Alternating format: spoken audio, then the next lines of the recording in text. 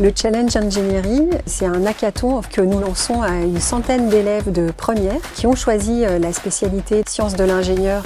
Ça leur permet d'expérimenter en fait un collectif de travail autour d'un défi d'ingénierie.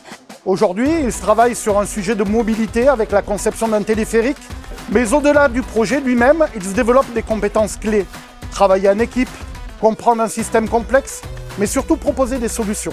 Ils sont coachés par un étudiant ingénieur ou un élève de licence pro du CFAI, parce que qui dit défi dit un cahier des charges découvert le matin même. Ils sont motivés, ils appliquent bien ce qu'ils savent faire et certains avaient déjà une bonne approche des logiciels de modélisation, donc ça m'a agréablement surpris.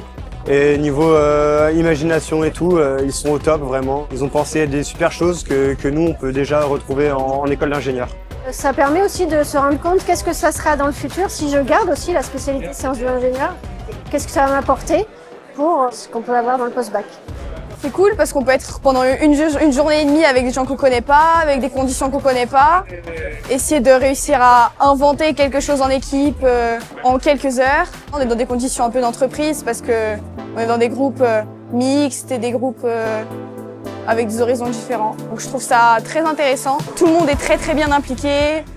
Voilà, chacun a ses responsabilités. Pour ceux qui passeront les jurys techniques, eh bien, une épreuve supplémentaire, pitcher et essayer de faire la différence et d'obtenir le prix du jury. Puis une autre épreuve, c'est de tourner une vidéo, de la monter. Et donc, pendant la cérémonie de clôture, les différentes équipes verront leur vidéo être diffusée, puis il y aura un vote du public. Donc, ils vont toucher en fait à différentes compétences qu'ils n'ont pas forcément l'habitude d'éprouver quand ils sont dans le cadre scolaire.